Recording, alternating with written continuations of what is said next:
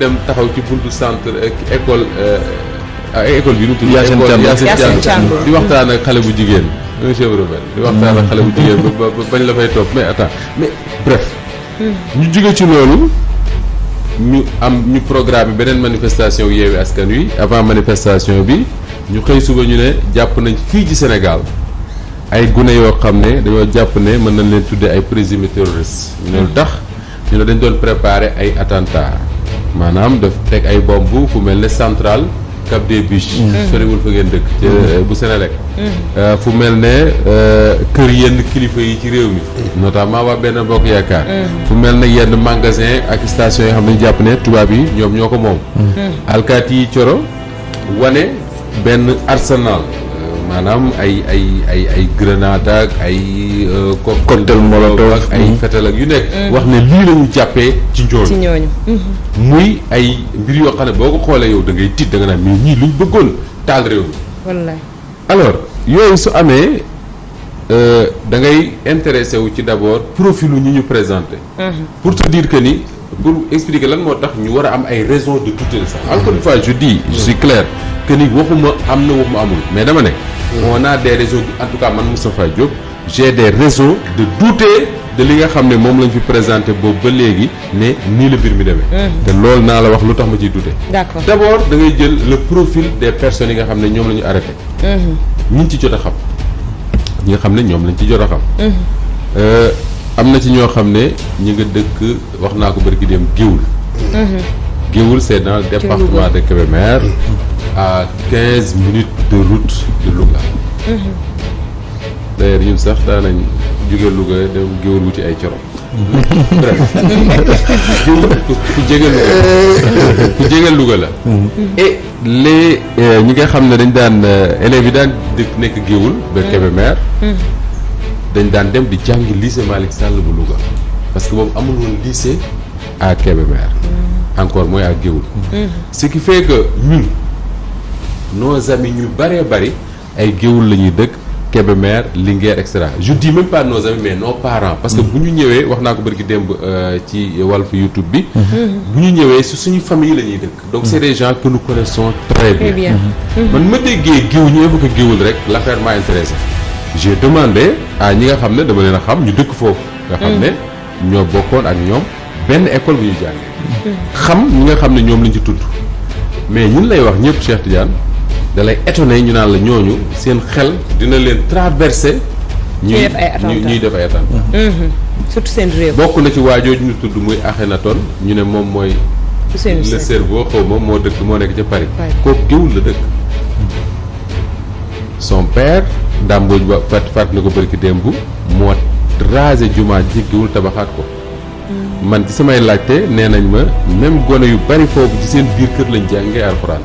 am na ñu ne ma seen papa demoon na ba jël benn naar jële ko ca gànnaar mu ñëw seen kër di leen jàngal alxuraan moo tax Akhenaton booy déglu ay waxtaanam xam ne kii dafa jàng bokkut ak Moustapha Diop muy wax xam-xam lay wax même si je suis d'accord avec lui sur peu de choses li ma d'accordul ak moom moo ëpp mais en tout cas il faut lui reconnaître ça am na kuñ ci tudd ne rakkam la wala rakkam waaw ñi ma laaj ñëpp ñu xam ko dañ naan la kooku moom dina leen jaaxal am na benn journaliste suñu confrère la dama xamul ba xam bëgg na ma cité turamam déet moo tax bëgg ma ko cité moom dafa gëstu ci ñooñu mu ne Moustapha gis nga ñuy jàpp am na ci koo xam ne mu nga dëkk ci Daaru Musti génn waaw mu ne ma kooku Cheikh Tidiane insuffisant rénal la dafa feebar insuffisant rénal la xam nga un insuffisant rénal xam nga gis nga ko mu ça m'étonnerait que ñu ne kooku tal na di lijjanti fu ñuy tegi bombe ak yu demee noonu donc su ma taxawee sur le profil des gens yi nga xam ne bokk ci kiñ ci jàpp ne moo doon garde du corps Cheikh Tidiane Gadio que ne nekkoon na garde du corps Cheikh Tidiane Gadio pendant presque 10 ans et que temps yi mi ngi en contentieux ak Cheikh Tidiane Gadio dégg naa Babacar Touré bu Kéwlu wax ko barki démb ak moom Cheikh Tidiane Gadio ñu ngi en contentieux devant le juge parce que Cheikh Tidiane Gadio daf ne waa ji dafa yor arme boo xam ne moom moo ko moom ou des trucs de ce genre soo xoolee donc Thioro profil ñooñu yëpp. da ngay poser wu ay questions. mu mel ne tey bu ñu taxawoon fii ñun ñii ñëpp Sadio Mané taxaw fee recruteur ñëw fi. vraiment suñu profil yi du ko jël. du ko jël dëgg la day xool profilu Sadio Mané ba leen ne kii moo gën a nuroo football kat. donc profilu ki nga xam ne moom la ñu présenté comme un touriste dafay am solo. nga xam ko. te profil yi ma gis ça m'étonne. beneen bi. mooy Cheikh Tidiane bu ñu taxawee si nga xam ne moom la presse bi jël wesaare ko partout cette fois-ci nag c'est 2 journaux ou 3 ñoom ñoo ci ñeneen ñi je ne sais pas pourquoi. mais binduñu ci. soo gisee PV yi jël tasaare ko fépp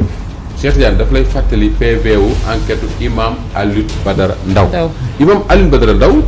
bi ko alkaati yi jàppee dafay enquête PV yi génn ci presse bi Sénégalais boo laaj dana imam moom nañ ko rey. waaw parce que kii dafa ñu waroon taal. ça c'est vrai. maa ngi fàttali bu bërki démb am na benn waaye bu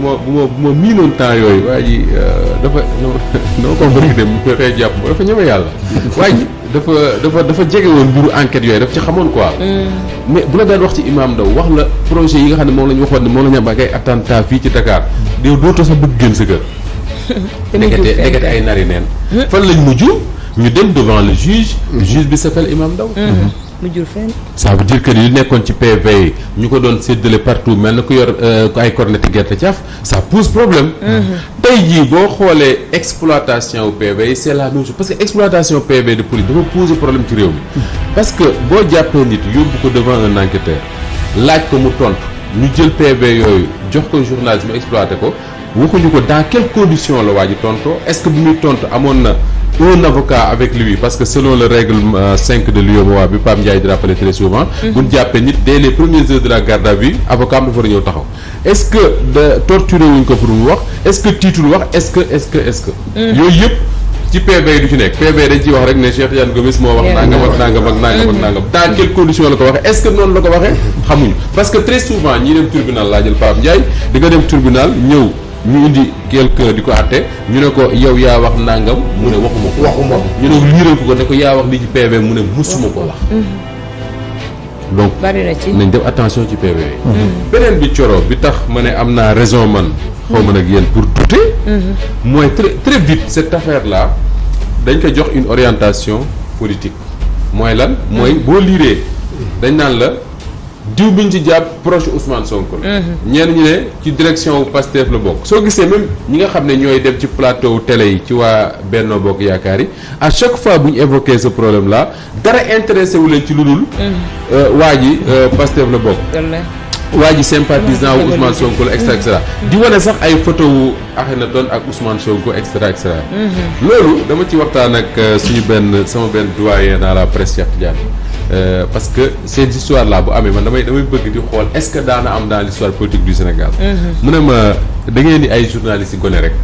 mais su ngeen magoon tuuti fekke ñu li ñu fekke di ngeen xam ne lii di xew nii amul dara lu leen ci jaaxal. ma ne ko lu tax mu ne ma dans les années 80 les mêmes complots nga doon dégg contre Ablaye Wade. exemple mu ne ma année 80 yi mas nañoo toog benn jour ñu ne Ahmed Khalifa Niass. dafay yóbbu ay. nit Màkka avion bu mu jël xaw ma fu mu leen jël affaire yooyu ba mu mujj état wu Sénégal teg ci tànkam ne du fi amee parce que les procédures sont irrégulières moment ba xamul taxoon Thioro parce que Ahmed Khalifa dañ ko présenté woon comme quelqu'un de très proche de Ablaye Wade l'objectif à l'époque moo doon présenter Ablaye Wade comme un homme violent nitu fitna ba pare ne xaritu Kadhafi la te Kadhafi boobu mooy temps yi muy sol tenue bu weex ba ak mbaxana ba Kadhafi boobu bu ñu ko tuddee ñëpp dem làqatu ji kuñ ne xaritu Kadhafi nga mooy kii nitu fitna la donc Abdoulaye Wade dañ ko présenté woon comme nitu fitna soo xoolee Ousmane Sonko bii déglul ñuy wax ci bennoon yëpp sikk bi ñu koy trouver mooy nitu fitna da lay rappeler kon Abdoulaye Wade des années 80 mieux que ça mu dem ba ñoom dañoo toog ci année 80 yooyu ba mu jàgg benn jour rek ñu ne leen dafa am ay armes yu ñuy jàpp ci aéroport mu jógee Libye te Ablaye Wade da ko importé ay armes. waaw c'est vrai dëgg la loolu waaw. ay armes ñu ne dafa am ay armes yuy jàppe ci aéroport. ñu ne Ablaye Wade moo importé armes yi Libye la jóge nee na boobu gars yi doon nañ seet ba dem ci kër benn sëriñu murit bu mag di seet ci këram parce que dañu jàpp ne koo xaritu Ablaye Wade la ñuy seet ci daaraam ba xam armes yi newu fi wër Ndakaaru gépp wër toolu Ablaye Wade bu nekkoon Kër Massar ñëw fii këram gi nekk Point E fépp ñu koy fouillé pour nee leen dañuy seet ay armes ñoo la gënoon a xam ne ay armes newu fa. Voilà. mais dañoo bëggoon a présenter Ablaye Wade comme nitu fitna te pour nga il faut nga am ci loo xam ne ci nga koy dugal affaire bi lu mu gën a ngand rek. gën a neex. wala fu ñu ne accusation attentat ak terroristes yi affaire gars yi dañuy ngandal rek. lu mu gën a ngand rek muy gën a neex. nee na toog nañ benn ba mu jàgg rek ñu jékki-jékki ne jàpp nañ ay mercenaires libyens. xam nga yu mercenaire bu baax a baax. mooy reykat nit ñi beneen réew ñëw ci réew pour xeex. ñu ne jàpp nañu ay mercenaires libyens. ñu ngi ko wax fii Sénégal tam. ñu ne ñu tax très bien. mu mercenaire waxoon nañ ko fi daaw. daaw Antoine Diop fii la taxaw naan ay mercenaires ay forces occultes yu kenn xamul ay sa taal di ko wax. très bien ci Ablaye Wade la njëkke woon. ñu ne jàpp nañu ay mercenaires ba léegi tudduñu Wade de. duñ tudd Wade c'est comme Ousmane Sonko c'est-à-dire gars yi état bi le procureur les enquêteurs ñoom du ñu wax Ousmane Sonko mais dañuy présenter l'affaire de telle sorte que sénégalais bi àndul bi suivre actualité dëgg day def tout de suite la liaison. Abdoulaye Wade c'était comme ça. c'est-à-dire que duñ ne Wade moo fi indi mercenaires yi mais dañ naan am na ay armes libyens ñu jàpp aéroport te Wade ko fi importé. te quelque temps après ñu ne jàpp nañu ay mercenaires libyens sans tudd Wade looy xalaat da nga naan mercenaires yooyu Wade mooy. andi mu ne ma gars yi dañoo toog mu jàgg rek kenn waxatul waxu mercenaire ñu fàtte ko. parce que à l'époque dafa am benn responsable PDS bu mag a mag a mag nee nañ sax c'était le numéro 2 du PDS en tout cas soriwuloon Wade trop. jabaram dafa doon liggéey ci yu mel noonu jabaram moo découvrir ne en réalité ñooñ tuddee ay mercenaires billet d'avion yan leen fayal pour ñu ñëw président de la République ñoo ko fay. c'est grave. loolu am na fi. boo retourner dans les archives. y avait effectivement des Libyens amoon na ay Libyens yu ñëwoon. ba léegi kenn gisul. ok ba léegi. waaw kenn mënul ne la. Libyen yi ñëw na Dakar. mais à l'époque li taxoon ñu tànn Libye mooy Kadhafi. est-ce que Serigne boobu. bëggoon mu gën a Kadhafi bu ñu tuddee Kadhafi beneen affaire ngay xalaat. Kadhafi boobu beneen affaire la. boo tuddee turam rek leneen la wax naa tudd ay mercenaires yu jógee réewam ñëw exactement ñu def le lien entre ñoom ak Abdoulaye Wade mu ne ma mieux que ça moo tax Sénégal ñun avancé wuñ dañuy reculer mu ne mieux que ça dans les années 90 nee na gars yi xëy nañ benn jour rek ñu ne dafa am ay attentats yu am ci dëkk bi ay oto di lakk xam na am na benn correspondant wu RFI buñ lakkoon oto ci buntu garab la xaw buntu garab la xaw des trucs comme ça nee na bi ñu defee enquête bi c'est entre 88 89 gars yi arrêté Clédor Sène mii ngay gis ci télé yi arrêté ku tudd Ahmed Gueye ak un certain Ousmane Sène pas suñu Ousmane Sène un certain Ousmane Sène nee na ñëw bi ñu leen jàppee nee na gars yi bi ñu leen yóbbu kaso dañoo ñëw promettre leen ne leen da ngeen di taqal Ablaye Wade Amath Dansokho ak Ablaye Bathily ñu wutal leen visa ngeen génn réew mi dem États-Unis loolu lu lay rappelé Cheikh Ndiaye lii am ci réew mi waaw taqalal diw ñu wutal le visa nga génn donc yooyu yëpp bu ma ci waxtaan ak kooku dañ ci waxtaan lu ay minutes yu bëree bëri ñu waxtaan ci loolu la ba pare ma ne ko xaw ma yow de mais man Moustapha Diop j'ai des raisons de douter de tout ce ak lu ma mënti dégg ci réew mi léegi si ñu koy présenté procureur présenté kook ministre de l'intérieur ak ministre de la justice laa ci yemale suñu taxawee waxaa wax ba pare indil may PV police ne ma PV yii la ñu enquête lii la Fatou Diouf Faye wax lii la Cheikh Tidiane Gomis wax mën na leen waa baax na mais bàyyi leen mën a gëstul sama bopp parce que la différence Cheikh entre époque journaliste yooyu parce que Abdourahmane Camara yàlla na ko yàlla yërëm ak Tidiane Kassé bind leen livre ci l'affaire Maître Sèye Abdoulaye Coulibaly bind na ci ñeneen bind nañ ci yu bëree bëri mais ñooñu seen différence ak ñun journaliste 2022 yi moo ñooñu déjà pour ñu daan am accès ci PV de police yi du leen yomb mais même buñ ci amee accès wala sax même président de la République wax leen ne leen mbir mi nii la demee dañ naan ko waa baax na mais bàyyil ñu gëstul suñ bopp jël li président wax jël li PV wax dem gëstu doog a bind mais ñun journaliste 2022 yi duñ ci fekk ñun dañuy toog suñu bureau gars yi indil ñu PV ne ñu nii la mbir mi demee ñu xëy suba sotti lépp à la une du journal ne Imam Ndao terroriste la sans prendre de précaution quelque temps après ñu àtte Imam boobu ne deful dara man gis nga bi ñu jàppee Imam Ndao ne terroriste la coow lu bari lool man j'étais convaincu na ma ko baal moom Imam que ne kii moom terroriste la mas naa ci waxtaan ak Sidi Lamine bi ma ne ko Sidi tu défends des causes perdues mais kii moom li ma liir jaaxal na ma mu ne ma da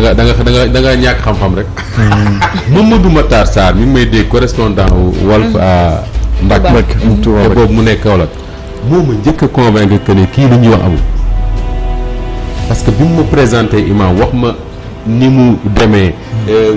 fi mu dëkk et tout dama ne ko Matar franchement là ça m'étonnerait que imam bi am profilu terroriste xaw ma nag yàlla moo xam parce que nit doo ko xam mais profil bi moom amu ko donc loolu mooy Sénégal donc encore une fois je dis pas que ni ñi ñu jàpp yóbbu leen ci kanamu ci yoon tey ñu ne ci kaso ñu war leen a enquête def àtte je dis pas que ni defuñu parce que nekkuma fa woon te duma enquêteur mais j'ai des raisons te c'est mon droit de douter et je doute et je douterai de tout ce qu'on me présentera dans ce pays muy PV wu police ak bu gendarmerie beneen ak yam ne ma lii ak lii la demee dama naan leen baax na de li ngeen enquête waaye bàyyi leen ma gëstul sama bopp parce que le travail du journaliste nag c'est pas d'exploiter des PV de police ah non c'est pas d'exploiter des PV de police source d'information la comme ni keneen nekk source d'information soo ko amee ensuite tu fais ton travail travail là malheureusement est-ce que duñ fa taxaw fa la yem parce que bu fekkente ne bari na ci ay PV yoo xam ne yàgg nañ leen koo jox ñoom ñu génne ko tas ko ci comme ni ñu ko waxee ci journaux yi tey ji sénégalais yi jot ci mu am lu mu jur comme Imam Ndao comme ni nga ko waxee mu exemple bu ñu mën a jël la mais est-ce que aussi lan mooy expliquer contexte boobu journalistes yi à chaque fois dañuy emporté wu parce que dañ leen a jox ay PV yoo xam ne xëy na yooyu la ñuy exploité bu ñu paree ñoom du ñu am li ñu bëggoon ci PV amaana sax ñi leen doon liir dina am côté boo xam ne dinañ leen ci wees nga ñaar dina ci am parfois enquêteurs yi ñu def liggéey bu mucc ayib bu set mais liggéey bi malheureusement day concerner parfois koo xam ne dafa jege nguur gi wala mu sës rëkk ci président de la République yooyu yenn enquêteurs yi dañuy préférer fexe ba presse bi jot ci exploiter ko une bonne fois pour tout mu jeex seetal bi ñu jàppee député bi Mame Birame naan dafa yor banque këram di defari bi Fall les PV d'enquête très vite da nga ko gis dans la presse te bi coow li génnaatee nga gis une vidéo buñ ko filmé muy avoué moom ñi def loolu c'est parce que dañoo bañ ku leen tënk waaw ku leen tënk dëgg la loolu presse bi mën na ci dimbali enquêteur beneen bi mooy parfois enquêteurs yi mën nañ def seen liggéey mais da ngay gis par exemple dafay neex ci ñoom ñu naan les hommes de colonel diw wala du général diw les hommes de commissaire diw ñoo jàpp nangam ak naa gisoo keroog ki jàpp ndaw si sàccoon xale bi fële dañ koy yëkkati ci kaw triomphe la parfois ñoom enquêteurs yi daf ci am ñoo xam ne le fait que seen enquête boobu génn ci presse bi triomphe la pour ñoom yooyu day am na ci nag yoo xam ne c'est de la manipulation pure et dure parfois même c'est pas les enquêteurs mais ñuy politique ñooy fexe ba jot ci PV yi yàkkal ko journalistes yi ñu liggéey ci c'est de la manipulation pure et dure et benn affaire moo la ciy génne mooy la waaj a waxoon je crois que waa ji moo créé woon journal l'Obs, c'est le fondateur l'Obs ba ca France dafa wax ne manipulé par tout le monde nous refusons de manipuler les faits c'est-à-dire que ñun journalistes képp ku ñu jox information muy Macky Sall di Ousmane Sonko di ministre de l'Intérieur di ministre de la Justice di procureur ba teg def conférence de presse toog di wax ñoom ñëpp dañuy manipuler colo loolu moom maa la koy wax léegi nga xam c'est-à-dire que fii nga toog képp ku la woo même bu la sa yaay woowee jox la information da lay manipuler parce que ki la woo di la jox information am na lu mu ciy wut am na lu mu bëgg procureur bu toogee woote da def conférence de presse pour wax ci benn rebelle bu ñu jàpp wala présumé rebelle wala prétendu rebelle bu ñu jàpp na la leer ne am na objectif moom procureur dëgg la li am solo yow journaliste bi mooy bul bañ ko la manipuler parce que c'est très compliqué mais ne manipule pas les faits c'est-à-dire que li am bu ko manipuler dëgg la te li am pour nga bañ ko manipuler mooy bañ a contenté wu ci procureur bu def conférence de presse wax ba pare yow mën nga def sax compte rendu du procureur wax mais un travail de journaliste souvent Cheikh Tidiane moo gën a xam parce que def na presse écrite day am ce qu'on appelle de la valeur ajoutée c'est-à-dire que yow mi nga xam ne yaay journaliste bi lii ñu la jox ana lan moo ci sa liggéey mais su fekkee ñu dañoo nekk ay lantinoor parce que Youssou Ndour wayoon na ko ne journaliste liggéeyam lay def liñ ko wax rek loolu lay nettali ma ne ko waxoo dëgg ah non journaliste day àndoog moom non keroog xam bari nga looy àndoog moom mais waxul dëgg est-ce que xam nga boobu ñu la ko wayaloon waaw presse ñun ñii la ko wayal populaire maa ngi ci rédaction populaire dañ ko sonaloon mu wayal ñu populaire nañu ne ñu picc mi ci ndóbin yaay ramatu da cee naawandoo ne ko waaw d'accord nañ ñun nekk nañ ay ramatu mais dara dañuy naawandoo comme ñëpp li am solo rek mooy journaliste Youssou Ndour se trompe liggéeyam du danga koy wax mu dem nettali ji rek mel ne lantinoor non kon ni ñu koy doyee loolu ñëpp mën nañ ko mais cet effort là bi nga xam ne moom la ñu war a def ñun pour bu ma coro woowee wax ma lii ma def effort vérifier autant que je peux ba xam li mu wax am na wala amul loolu mooy le vrai sens du journalisme mais un journalisme qui se limite à faire des comptes rendus boo xam ne ay comptes rendus rek lay def mais yaakaaruma ne mais jàngat bi ñu ci war a def bokk na ci nga yor sa xalima bindu wax man dama bëgg kii par rapport ak yow li nga wax manipulation yi ngay expliqué bi jàppoo ne que temps yi li xew yi maanaam Yewwi Askan Wi waroon def marche ñëw ba ca mercredi bàyyi ko kii nag kii cin ñi xaw ma lan waa concert casserole bi mu dem bon liñ ci doon wut amu ci est-ce que yow yaakaaroon ni que ñii ils ont réussi leur coup par rapport ak ñii ngay wax maanaam jàpp ay nit def leen ay maanaam ay présumés terroristes ay mercenaires kii boobu est-ce que yow jàpp ne que ñoom réussir nañu très bien Cheikh Tidiane xam nga la peur dafay profiter trop souvent ci pouvoir c'est-à-dire que le pouvoir depuis quelque temps le pouvoir cherche à nous faire peur c'est-à-dire que nguuru Macky Sall depuis quelque temps lépp lu muy liggéey mooy tiital ñu te bu ñu tiitee ñun dootuñu revendiquer li ñu war a revendiquer dootuñu poser acte yi nga di ñu xam ne moom lañu suñu droit may bi Abdou Diouf jiitee Sénégal dañu doon tiital li ñu doon tiitale mooy lan mooy bu Ablaye Wade nekkee président Sénégal day guerre ak Mauritanie Ablaye Wade nitu fitna la parce que Ablaye Wade daf ne woon moom crise 89 ba mu ne su fekkoon ne mooy président Sénégal soldats yi Sénégal ñu ngay daagu ca Mauritanie gars yi naan ko nitu fitna la de la même manière boo xoolee le pouvoir de Macky Sall depuis que Macky Sall wax sénégalais yi ne leen je vous ai compris ni ñu comprendre mooy il va nous faire peur ñu tiital gi sous plusieurs formes tey jii Ndakaaru gii ngay gis capitale boo xam ne kenn xeexu fi kenn xulóowu fi kenn attentat wu fi kenn defu fi dara foo tourné gis fay ay gendarme mbedd moo jaar gisi gendarme gi policier au cœur de Dakar nga xam ne yow tu as l'impression que ni la police est toujours là pourtant moment boobu gars yi ñi ngi agressé gars yi ñi ngi sàcc gars yi ñi ngi rey ay nit mais jëmmal alkaati yi jëmmal gendarme yi jëmmal seen matériel ci mbedd mi bu marche amee ñoom ñëpp génn dafay créer peur muy beneen bi ñuy def pour créer peur mooy toutes ces informations là ngay dégg un ministre de la République ñëw taxaw ne gars yi ni ñu koy waxee sax dafa am ay forces occultes réew mi dafa am ay rebelles yu dugg Dakar dafa am ay mercenaires ñu doon préparer attentat exactement bu pare di jàpp ay nit naan ay présumé nangam ak nangam loolu day créer peur te loolu du lu bees Cheikh Tidiane bul fàtte ne am na fi veille 19 mars xaw ma je crois veille 19 mars la ou quelque chose comme ça ministre de la justice ba Ablaye Wade dem RTS jour man Tidiane Kassé moomu woo ne ma demal seetaan RTS gaaw ñu dem RTS jàpp fekk Cheikh Tidiane si toog waaw Cheikh Tidiane waaw Sénégal gépp di ko seetaan mu ne tey jii ci guddi dañoo jàpp ay nit yoo xam ne dañoo naroon a coup d'état Ablaye Wade ñu ne ñëpp tiit kenn ñëwut a génn loxo daal génn ndekete ñu naroon a coup d'état Ablaye Wade xam nga ñan la Cheikh Ndaw président fan si la Walfadjri bi woon ab tailleur bu nekk fii ci Grand Yoff ak Thérèse Diouf Faye nga xam ne moo bokk APR ñooñu lañ jàpp de ne ñooñu lañ présenté comme ñun mais c'est des manipulations oui non gis nga journaliste man sama bopp laa koy njëkkee nit ñuy manipuler dafa grave wax naa la sax may départ ne la affaire bi nu mu gën a ngan rek ca la gën a kii c'est-à-dire que mi ngi mel ne na ma yàlla baal ñu koy seetaat nañ ma ko baal aw fen lu mu gën a rëy rek jël noonu lañ koy jàppee dëgg la xam nga ne ministre de la justice taxaw ñëpp di la seetaan nga ne dañoo nar a coup d'état Ablaye Wade juróom dama ne mais attends Sénégal nag coup d'état mu toog édition spéciale après bi ñu cité ñun jàpp ñu ne Cheikh Ndaw mu ne Cheikh Ndaw président principe la woon Fadjri bi nga xam ne bu ma rombee ma yenu ko di dal après Thérèse Diouf Faye ñoom ñaar ñi dama ko wax souvent nag yow xaritu Walfadjri nga war a doon parce que yow rek lañ mës a jàppandoo ak fans club wala voilà Sénégal gi donc yi ngay dégg nii war la jaaxal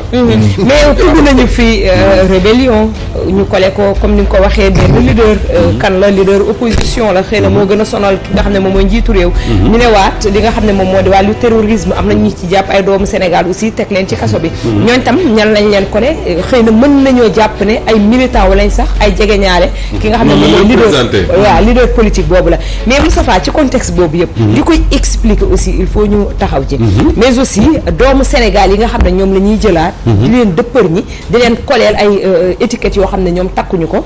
loolu tam lan lay expliquer ndax su fekkoon ñeneen la lu am solo parce que ñi nga xam ne ñoom lañ ciy tudd très souvent c'est des gens yoo xam ne jugewuñ fenn ci suñu njaboot yi la ñu bokk yaroo ci màgge ci jàngi ci l'école yi ñu jànge ñoo defam ñoo defuñu xaw ma ci lu bari mais li ma xam mooy ni nga ko waxee sax noonu la amee c'est-à-dire que dañ leen di ni ñu koy wax sax dañ leen di wëlbati xam nga boo xoolee xale yi 84 xale yi ñu jàppoon yóbbu kaso après ñu présenté leen àttekat yi mu ne leen maa leen bàyyi ngeen ñibbi seen kër defu leen dara dama ne erreur bu mag a ngi noonu parce que le fait que nga yóbbu leen prison ñu dem xool ko gis la fa nekk day tax dootuñu ko ragal prison ñu ko ragal mooy ñun ñi nga xam ne demuñu fa mais ñi fa dem def fa une semaine 2 semaines mais nit lu mu miin ñeme ko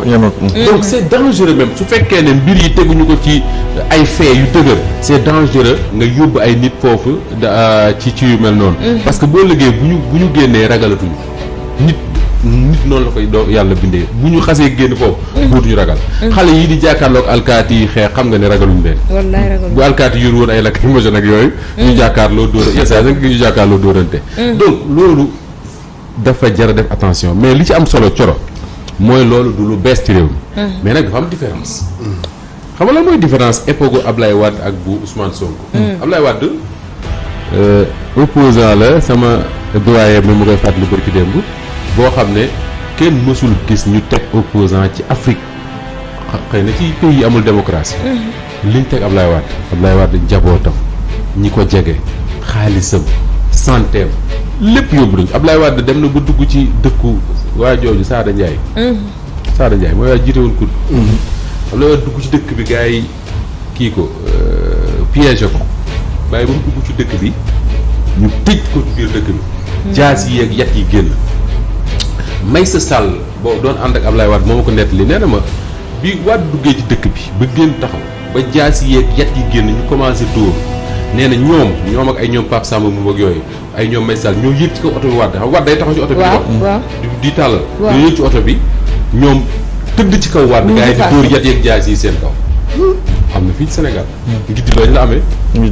waaye Ablaye Wade dem na fii ci ndànd dëkku ñoom monsieur Fall gars yi kar ko fa ñoom badaloo yàlla na ko yàlla yërëm ak mbër yi mu daan àndal mbër yu bari fii paawu mbër yi ngay gis fii yëpp su ma tudd ay tur ñoom la yóbboon foofu ñu kar fa waa PDS jaas yi génn yat yi génn xeex bu méttee mais différence yu Ablaye Wade ak Ousmane Sonko mooy Ablaye Wade époque bu ko yooyu di dal presque Sénégal développé wul ñu développé donc yu bari daana xew pour nga dégg ko sax problème léegi non seulement bu xewee léegi nga dégg ba léegi mais y a les réseaux sociaux mais yoo xam ne tey di la leer mooy tey ni ñu daan songi Ablaye Wade leen dóori jaasi bu ñu ko songewoon Ousmane Sonko tey ak ñi mu àndal direct nga koy vivre direct te soo ko vivre direct na la leer ne noonu la ko Emmanuel Macron Biden ak ñeneen ñooñu Ablaye Macky Sall bëgg ba dee noonu lañ koy seetaane voilà waa ji nee na bërki dem bi bi Joe Biden waxee Macky Sall fu mu dëkk mu ne ko Fatick dëkk Macky Sall dafa kontaan boo xam ne kenn mënu koo gis ci àdduna mu ne moom kontaan googu yàlla na ko kontaane àjjana sax kii àllaaxira mu ne kon ne Macky Sall kontaan na mais bon voilà ñooñu la Macky Sall bëgg donc loolu mooy différence yi bu njëkk mën nga song un opposant def ko lu la neex àdduna bi duñ jóg mais tey opposants yi nga dégg en Afrique am na yoo xam ne boo leen ko tegee àdduna bépp jóg parce que ñëpp ko yëgandoo te loolu développement média yi moo ko jur mais également réseaux sociaux yi tey li daloon Ablaye Wade Ndande par exemple imaginoon Ousmane Sonko mii dem jëm Ndande lu mel noonu dal ko fa mais balay mat waxtu ndànd dana fees ak gone yu fa ñëw bokk ci xeex parce que effet réseaux sociaux yi mooy def loolu mais la preuve bi alkaati yi jëmee ko Ousmane Sonko avant ñu àgg xale yi àgg nañu ak ñoom c'est les réseaux sociaux qui font ça d'ailleurs concert casserole yi sax gars yi noonu lañ koy defee ci réseaux sociaux lañ koy organiser c'est vrai loolu mooy différence bi Fatou bu ñu nee concert de casserole ne bu fekkee ne bii pas dafa comme bëri passé mu ne concert d'amertume bi ñu am moo ëpp concert de frustration bu nekk si suñu biir en nous moom moo gën a fort que li nga xamante ne moom la ñuy war a yëngal c'est vrai ak contexte bi nga xamante ne moom la tombé tout ça mais je pense que bu fekkee ne yenn acharnement yi day ëpp nag moom bu yàggee nag moom nan nga da ngay toog di xawar rek di xaar comme ni ñu ko defee ñi nga xamante ne mooy opposants yi mag yoo xamante ne mujj nañoo nekk ci pouvoir yi maître Abdoulaye Wade teg nañ ko Moustapha revenir na ci d'ailleurs mais teewul donc je pense que da day agrandir te je pense que boo nekkee ci pouvoir nag war ngaa mën a nangu yenn yi bu fekkee nangoo ko yow au contraire yow lay déstabiliser sa bopp dëgg la yow sax yow yaay pousser nit ñi lu ñu amoon benn lu ñu amoon désintéressement ci nit ki sax yow yaa leen di pousser ñu intéressé wu ci kooku te la plupart ñoom ñooy nekk à l'origine ba tax ñoom ñooy pousser ñu gën a am li nga xamante ne mooy sympathie ci yenn nit ñoo xamante ne peut-être sax tegoo leen doxaloo leen considération boobu dëgg la je pense que dañoo war a jàpp ne opposition dafa war a am te opposition tamit dañ ko war a bàyyi ci yoon mu am tamit liberté mais boo demee ba tënk ko ci ba àgg ci benn stade bi je pense que sa bopp rek ngay sonal Sénégal moom coro pour jeexal mooy see ba ku ko jiite nga dalal sa xel ci lenn moo di ne liberté kenn du ko ñam di ko delloo Sénégalais yi bi ñu deltu ginnaaw ci seen liberté wu opposé wu ci ku ñu bëgg a opposé wu Sénégalais yi du ñu deltu ginnaaw ci seen liberté wu wax seen xalaat heure bu ñu ko bëggee wax Sénégalais yi du ñu deltu ginnaaw ci seen liberté wu génn ci mbedd mi marche wala leneen ak leneen mën nga leen a tiital nag comme di faat mën na dem ba ñoom ci seen bopp Sénégalais yi ñu ne ñun dañoo sonn ci xeex bi toog di xaar bés bu rafet laajal Ablaye Wade toll na Ablaye Wade demoon na ba naan opposant mi dañoo ragal buñ bëggee nañ génn ci mbedd bi c'est le seul président bu ko daan wax opposant mi dañoo ragal buñ bëggee nañ génn ci mbedd bi man naa ko woon mais bi Sénégalais yi génn benn opposant génnewu leen dëgg la les Sénégalais sont sortis en masse pour réclamer son départ te bi ñu ko déparé 23 juin 2011 arrêté wuñu ba ni Abdoulaye Wade jógee ci nguur loolu nag lépp ci kanam président Macky Sall la amee woon donc voilà Abdoulaye Wade exemple la Hosni Moubarak ba ci Égypte exemple la Ben Ali ba ci Tunisie exemple la Kadhafi exemple la même si Kadhafi ak ñoom les conditions de départ ne sont pas les mêmes mais il faut toujours faire attention comme ni Fatou wax Algérie moo gën a récent il faut toujours faire attention ci peuple boo xam ne da nga jàpp ne découragé na ci lépp dootuñu yëngu ci lenn Sidy Lamine Niasse daf doon wax ne moom du découragé jamais ci peuple du Sénégal ñu ne ko lu tax mu ne parce que à chaque étape de la vie de la nation sénégalais yi wane nañ loo xam ne da nga naan lii mënuñu ko dëgg la te li ñuy wax gàcce gu gàtt gën gu gudd waaye boole gàcce gu gàtt gu gudd moom day xaw a doy waar mi ngi mel ni nga tere leen ñu marche wala ñu manifester waaye bu urne yi ñëwee aussi dañ la ko fay wan te loolu mooy gàcce gu gudd gi donc jaajëfal nañ la bu baax a baax ma ngi lay jaajëfal bu baax Thioro yow tamit di jaajëfal ñu àndaloon ci waxtaan bi Cheikh Diane Serigne ak Fatou Thioro boo ma ko baale rek man daal démb dafa am lu daw sama yaram lool Cheikh Diane dafa am génn góor bu tudd Alassane Diop nekk ca New York daf ma woo ma décroché téléphone bi ñu commencé wax rek mun na yëkkat di jooy billaahi di jooy ndax cofeel bu mu am ci Walfadjri ak ñi fiy liggéey mais c'est extraordinaire démb ci guddi la ma woo ma ne ko ñaanal ñu rek parce que bu fekkee da ngay liggéey ci entreprise boo xam nañ ne Sidy Lamine Niasse moo ko jiite woon jiitewu ko woon comme ni ñuy jiite entreprise de presse maanaam nekk un manager toog di lijjanti xaalis boo yore sa kër mais combat bu mas a am ci réew mi moom da caa jiitu